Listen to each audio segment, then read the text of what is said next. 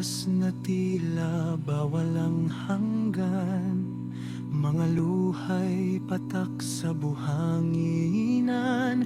Ngunit sa puso'y may bulong na gabay, hindi ka iniwan ng may kapal kailanman. Sa bawat bigat na aking pasan, may pangakong dala ang pananampalataya, sapagkat ang hirap ay may hangganan. Kasunod nito'y awa at ginhawa. Sa dilim ng gabi, ako'y tumingala sa langit na saksi sa aking pag-asa.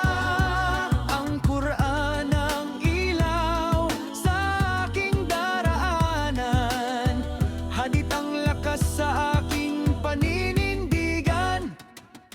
Ako'y manlalakbay sa gitna ng unos, matatag ang loob, hindi natitinag sa takot, sapagkat sabi sa Quran may ginhawa sa hirap. Dalawang ulit binigkas, pangakong tiyak.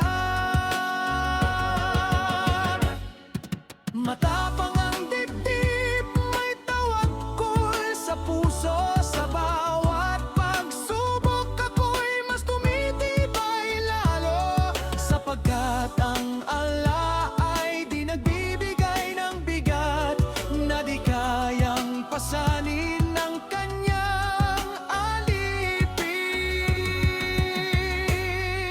Kapag ang mundo'y tila nagdidilim at landas ay puno ng suliranin, naalala ko ang propeta sa kanyang pagtitiis, sa hadith na nagturo ng pinapagtitimpi. Ang luha ko'y naging panalangin, ang sakit ko'y naging paglilinis,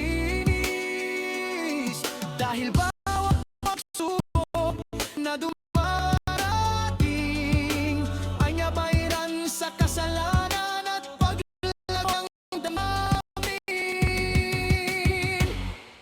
Hindi ko man makita ang bukas, ngunit sa tiwala ako'y lumalakas. Allah ay kasama ng nagtitiis, ito ang panghawakan ko sa bawat sakit. Ang dunya man ay puno ng hikahos, diyan na naman ang tunay na gandimpala. Ako'y manlalakbay sa landas ng tiwala, sa bawat unos ako'y may sandata.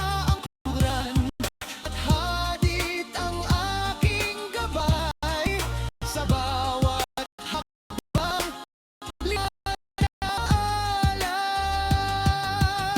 Sa ilalim ng pagsubok may warap palagi, doon ako kakapit